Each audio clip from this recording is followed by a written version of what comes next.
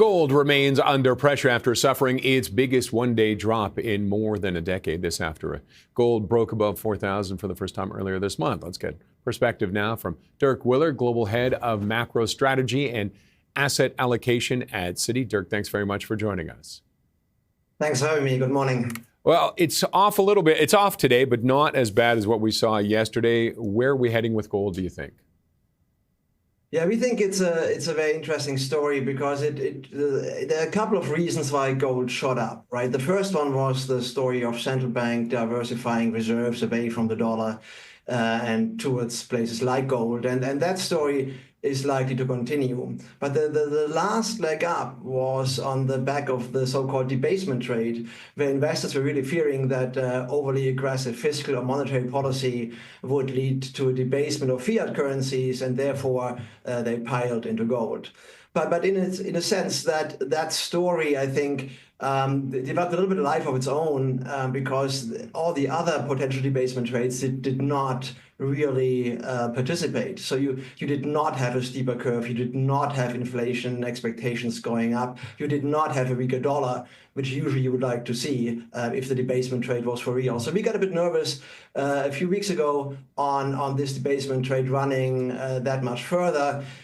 We took a little bit of our gold longs off, and we took the rest off yesterday because we think the debasement trade is just too narrowly focused on gold to keep giving, and it almost behaved more like a meme stock than a hedge for uncertain times at this stage, and it just overshot. So we think it will consolidate around the 4,000 level, maybe a little bit more downside than that. Eventually, we think the central banks will come back and again buy gold. In the very big picture, gold troughed when the Bank of England was done selling gold. Gold will peak when the PBOC in China is done buying gold, and that eventually could help investors. But in the short term, the move was way overdone. We think retail investors chasing a debasement story that didn't really unfold or is not necessarily unfolding, and so we see more short-term downside, maybe around 4,000 or a bit lower before the central bank theme picks up again. And do you see any spill off with that for the market, for the stocks around it, the mining and things like that? Yes, I mean, broadly speaking, we don't think it's a macro event. So it does not mean that the dollar will strengthen. It does not mean that the S&P will sell or any of that. I mean, there's a lot of positioning in gold. It's one of the heaviest overweights that people are holding, which is one of the reasons why we really called it quits in our long gold trade, and we are not tempted to buy the dip here. Yet at least, but the mining names, of course, are always directly impacted by it. So then we saw yesterday, for example, South Africa, the currency weekend.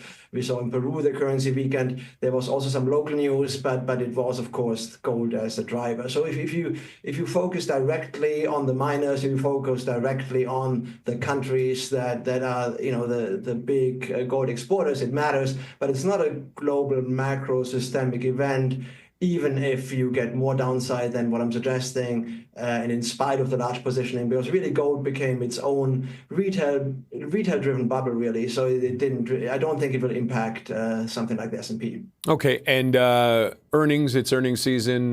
What are you looking at with the earnings, and what are you expecting for Q4? Yeah, good question. As you know, November and December are very, very strong seasonals for especially the U.S. equity market, globally too, but especially for the U.S. Now, actually, our rule of thumb is if Jan to October 31st is up 10%, then November, December have a very high likelihood to be very bullish. So that means we still have to get through this earnings season without a big sell-off to set up for this seasonality to play out, and we are quite hopeful. I would say the expectations for this earnings seasons are high, and so we looked into that. They are not unsurmountably high. So the herd is a little bit higher than usual. That is true, but in the past that has not been a good predictor for a pullback in the S&P. So we are hopeful that the high expectations can be met. The other point to make when the market trades well into earnings season, that's not necessarily a negative sign. That's actually a slightly positive sign too. So we are quite positive on U.S. equities into year end. We think investors will want to position for a strong 2026, and they'll usually do that in November and December. So maybe a little bit of a sort of more volatile period during earnings season, but then we're probably set up for a strong year end rally. Okay, and I want to get a couple more questions in. Thoughts on China right now, and then I'll throw in the UK as well. You're underweight. We've got about a minute and a half for those two, if you can touch on them. Okay, super. Let me be fast then. Yeah. So China, a very interesting story. It's a combination of data that is mixed. Certainly, it's still in deflation, and that doesn't tend to be great. But we have, of course, this AI trade going on in Chinese equities. We expect that to continue, and we also have China retail, China households moving deposits out of the banks and into the equity market. So there's a little bit of return of animal spirits in Chinese households as well. So we do like Chinese equities as as our second AI play now after the US really.